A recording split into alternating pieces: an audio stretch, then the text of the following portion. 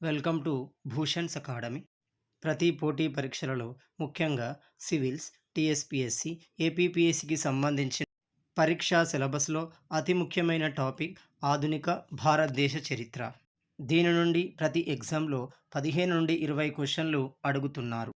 ఈ నేపథ్యంలో పోటీ పరీక్షలకు ప్రిపేర్ అవుతున్న అభ్యర్థులకు ఖచ్చితంగా ఉపయోగపడే విధంగా నేను ఆధునిక భారతదేశ చరిత్రకు సంబంధించి ఒక సిరీస్ని ప్రారంభిస్తున్నాను. ఈ వీడియో నందు భారత జాతీయ కాంగ్రెస్ స్థాపనకు కారణాలు సంబంధించిన సిద్ధాంతాలతో పాటుగా ఐఎన్సికి సంబంధించిన ముఖ్య సమావేశాలు, ఐఎన్సిపై ప్రముఖులు తెలిపిన కామెంట్స్ను వివరించబోతున్నాను. ఈ వీడియోను చివరి వరకు చూడండి, ఎందుకంటే ఈ వీడియోలోని అంశాల నుండి ప్రతి ఎగ్జామ్లో 2 లేదా 3 క్వశ్చన్లు తప్పనిసరిగా వస్తున్నవి. 1885 డిసెంబర్ 28న బొంబాయి కేంద్రంగా ఏవో హ్యూమ్ చేత భారత జాతీయ కాంగ్రెస్ ఏర్పాటు చేయబడింది. మరి ఎందుకు ఏర్పాటు చేయబడింది, ఏ నేపథ్యంలో ఏర్పాటు చేయబడింది గమనిస్తే, 1857 తిరుగుబాటు వలన భారతదేశంలో మధ్యతరగతి మేధావి వర్గం రాజకీయాల వైపు చైతన్యం పొందింది. ఈ నేపథ్యంలో బ్రిటిష్ వారు భయపడ్డారు. ఎందుకంటే ఈ మధ్యతరగతి మేధావి వర్గం రాజకీయంలోకి రావడం వల్ల మిగిలిన వర్గాన్ని ప్రభావితం చేసి బ్రిటిష్ ప్రభుత్వానికి వ్యతిరేకంగా 1857కు మించిన ఆందోళన చేపట్టవచ్చు. తద్వారా మన పరిపాలనకి ఆటంకం ఏర్పడుతుంది. మరి ఎలా ఈ వ్యతిరేకత నుండి బయటపడాలి అనే నేపథ్యంలో ఏర్పడిందే భారత జాతీయ కాంగ్రెస్. దీని ఏర్పాటుకు సంబంధించి ప్రముఖంగా మనకి 2 సిద్ధాంతాలు కనబడుతున్నాయి. ఒకటి సేఫ్టీ వాల్వ్ థియరీ, 2 లైటనింగ్ సిద్ధాంతం. మొదటిది సేఫ్టీ వాల్వ్ థియరీ. ఇది పూర్తిగా ఆంగ్లేయ ధోరణిని కలిగి ఉంటుంది. దీని యొక్క ముఖ్య ఉద్దేశం ఆంగ్లేయులు భారతీయులకి మంచి పరిపాలనతో పాటు విద్యా అవకాశాలు కలిగిస్తారు. మరి ఎందుకు కలిగిస్తారు అని ఆలోచిస్తే, వారి పట్ల ఏర్పడుతున్న వ్యతిరేకతను వారికి అనుకూలంగా మార్చుకోవడం కోసం. భారతీయులలో బ్రిటిష్ వారి పట్ల ఏర్పడుతున్న వ్యతిరేకత శాంతియుత మార్గంలో మలచడం, తద్వారా తమ పరిపాలనను సుభిక్షంగా కొనసాగించడం దీని యొక్క ముఖ్య ఉద్దేశం. 2 లైటనింగ్ సిద్ధాంతం. ఇది ఎక్కువ మంది ఆమోదించిన సిద్ధాంతం. దీని ప్రకారం భారతీయ మధ్యతరగతి విద్యావంతులు, మేధావులు ఐఎన్సి ద్వారా బ్రిటిష్ వారి నిజస్వరూపాన్ని భారతీయులకు తెలియజేయడం, తద్వారా బ్రిటిష్ వారి నుండి భారతదేశానికి స్వాతంత్రాన్ని సంపాదించడమే దీని యొక్క ముఖ్య లక్ష్యం.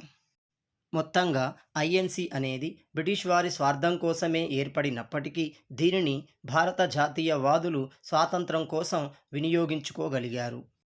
మరి ఐఎన్సి ఎలా ఏర్పడింది? 1884 నాటికి భారత వైస్రాయి అయిన లార్డ్ డఫ్రిన్, రిటైర్డ్ ఐసిఎస్ అధికారి, బ్రిటన్ దేశానికి చెందిన ఏవో హ్యూమ్ను పిలిపించడం జరిగింది. బ్రిటిష్పై భారతీయులలో ఏర్పడుతున్న వ్యతిరేకత నుండి రక్షించమని కోరడం జరిగింది. మరి ఎవరి ఏవో హ్యూమ్? ఇతడు స్కాట్లాండ్ దేశానికి చెందిన వ్యక్తి. ఇతని పూర్తి పేరు అలెన్ ఆక్టేవియన్ హ్యూమ్. 1870 నుండి 82 మధ్య భారతదేశంలో ఐసిఎస్ అధికారిగా వివిధ హోదాలలో పనిచేయడం జరిగింది.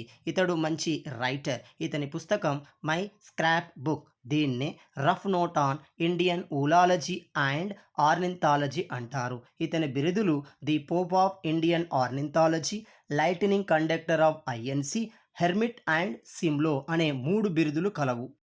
ఇతడు ఐఎన్సికి పూర్తికాల సభ్యుడుగా, మొదటి ఐఎన్సి సమావేశానికి కార్యదర్శిగా పనిచేయడం జరిగింది. మొత్తంగా ఇతడు అప్పటి భారత వైస్రాయి అయిన లార్డ్ డఫ్రిన్తో అనేక దఫాలు చర్చించారు. అంతేకాకుండా అప్పటి బ్రిటిష్ వ్యక్తులైన సర్ వెడ్డన్ బర్న్, ఇతడే ఏవో హ్యూమ్ యొక్క జీవిత చరిత్రను రాయడం జరిగింది. మరో వ్యక్తి బెంగాల్ కేంద్రంగా ప్రముఖ వ్యాపారి అయిన జార్జియాల్ చార్లెస్ బ్రాడ్లా వంటి వ్యక్తుల సహాయ సహకారాలు పొందాడు. 1884 నాటికి ఇండియన్ నేషనల్ యూనియన్ పేరుతో ఒక సంస్థను పూనా కేంద్రంగా ఏర్పాటు చేయడం జరిగింది. దీని ముఖ్య ఉద్దేశం జాతీయ స్థాయిలో ఒక ఉమ్మడి వేదికను ఏర్పాటు చేయడం, తద్వారా బ్రిటిష్పై భారతీయులలో ఏర్పడిన వ్యతిరేకతను శాంతియుత మార్గంలోకి మలచడం. దీని యొక్క మొదటి సమావేశాన్ని పూనా కేంద్రంగా నిర్వహించాలి అనుకున్నారు. కానీ ప్లేగు వ్యాధి వలన ఈ సమావేశం నిర్వహించబడలేదు. దీనిని ముంబైలోని తేజ్పాల్ సంస్కృత కళాశాలలకి మార్చడం జరిగింది. ఇలా 1885 డిసెంబర్ 28 నాటికి బొంబాయి కేంద్రంగా భారత జాతీయ కాంగ్రెస్, దీనినే ఇండియన్ నేషనల్ కాంగ్రెస్ ఏర్పాటు చేయబడడం జరిగింది. దీనికి కాంగ్రెస్ అనే పదాన్ని ప్రతిపాదించింది దాదాభాయ్ నౌరోజీ. ఈ పదాన్ని అమెరికా రాజ్యాంగం నుండి తీసుకోవడం జరిగింది. ఐఎన్సి ముఖ్యాంశాలు గమనిస్తే వీటి నుండి ప్రతి ఎగ్జామ్లో 1 లేదా 2 క్వశ్చన్లు ఖచ్చితంగా అడుగుతున్నారు. దీనిని అభ్యర్థులు గమనించగలరు.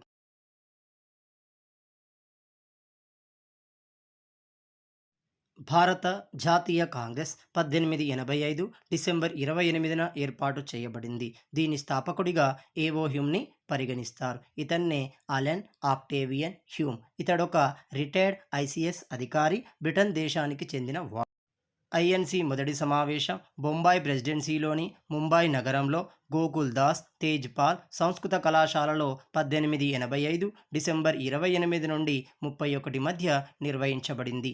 ఈ సమావేశానికి హాజరైన ప్రతినిధులు 72 మంది. ఈ సమావేశంలో ఏవో హ్యూమ్, కేటీ తెలంగులు కార్యదర్శులుగా పనిచేయడం జరిగింది. ఈ సమావేశానికి అధ్యక్షుడు డబ్ల్యూసి బెనర్జీ. ఇతన్నే ఉమేష్ చంద్ర బెనర్జీ అంటారు. ఐఎన్సి ఏర్పడినప్పుడు భారత వైస్రాయిగా లార్డ్ డఫ్రిన్ ఉన్నాడు. ఇది చాలా సందర్భాల్లో అడిగారు. ఐఎన్సికి జీవితకాల ప్రతినిధిగా ఏవో హ్యూమ్ తన మరణం వరకు కొనసాగడం జరిగింది. ఐఎన్సికి అధ్యక్షత వహించిన ప్రముఖులు. ఇక్కడ నుండి ప్రతిసారి ఒక క్వశ్చన్ అడుగుతున్నారు. మొదటి అధ్యక్షుడు డబ్ల్యూసి బెనర్జీ. ఇతడు కోల్కతాకు చెందిన ప్రముఖ న్యాయవాది. ఈ సమావేశం 1885 ముంబై కేంద్రంగా జరిగింది. ఐఎన్సికి మొదటి మహిళా అధ్యక్షురాలు అనిబిసెంట్. 1917 కోల్కతా సమావేశానికి ఈమె అధ్యక్షురాలు అయింది. కారణం హోమ్ రూల్ ఉద్యమాన్ని జాతీయ స్థాయిలో నిర్వహించడం. ఐఎన్సికి అధ్యక్షురాలైన మొదటి భారతీయ మహిళ సరోజినీ నాయుడు. ఈమె 1925 కాన్పూర్ సమావేశానికి అధ్యక్షురాలు అయినది.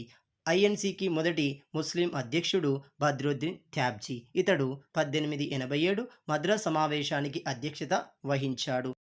ఐఎన్సికి అధ్యక్షత వహించిన మొదటి పారసీ మతస్థుడు దాదాభాయ్ నౌరోజీ.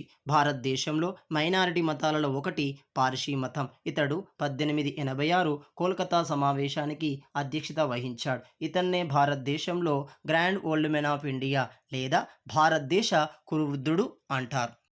ఐఎన్సికి అధ్యక్షత వహించిన తొలి తెలుగు వ్యక్తి మరియు తొలి ఆంధ్రుడు పి ఆనందాచార్యులు. ఇతన్నే పనబాకం ఆనందాచార్యులు అంటారు. 1891 నాగపూర్ సమావేశానికి అధ్యక్షత వహించారు. ఐఎన్సికి అధ్యక్షత వహించిన మొదటి యూరోపియన్ జార్జియా. ఇతడు బ్రిటిష్ వ్యక్తి అయినప్పటికీ బెంగాల్ కేంద్రంగా ప్రముఖ వ్యాపారిగా కొనసాగాడు. అదేవిధంగా ఐఎన్సి స్థాపనలో ఏవో హ్యూమ్కి సలహాదారుగా కూడా వ్యవహరించడం జరిగింది. స్వాతంత్ర సమయంలో ఐఎన్సి సమావేశానికి అధ్యక్షులు జేబి కృపాలని. ఈ సమావేశం 1946 మీరట్ కేంద్రంగా నిర్వహించబడింది. జార్జియాల్ అధ్యక్షత వహించిన సమావేశం 1888 అలహాబాద్.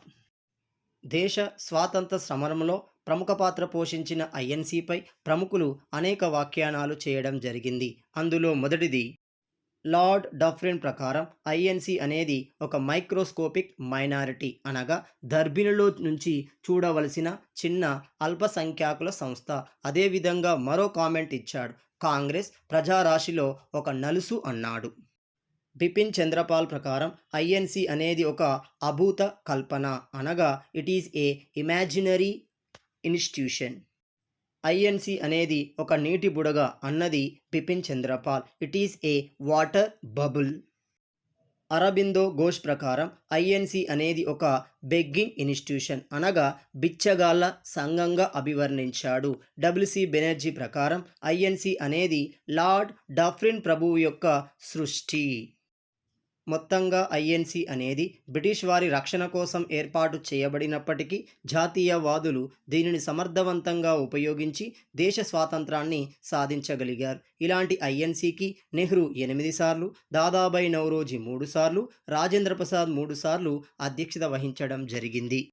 చివరగా బిపిన్ చంద్రపాల్ ఐఎన్సి గురించి, ఏవో హ్యూమ్ గురించి ఒక ప్రముఖ ప్రకటన చేశాడు. కాంగ్రెస్ నాయకులు ఏవో హ్యూమ్ను జ్యోతిని వెలిగించేందుకు ఉపయోగపడే ఒక సాధనంగా వాడుకోవాలి అన్నాడు.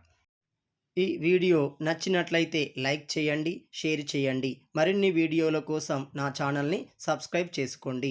గ్రూప్ 1 మెయిన్స్కు సంబంధించి ఈ వీడియో డిస్క్రిప్షన్లో నా టెలిగ్రామ్ ఛానల్ ఇవ్వబడింది. ఇందులో జాయిన్ కాగలరు. అభ్యర్థులకు ఒక మనవి, ఈ వీడియోను పోటీ పరీక్షలకు ప్రిపేర్ అయ్యే అభ్యర్థులకు షేర్ చేస్తారని భావిస్తూ మీ భూషణ్ సార్. జై హింద్.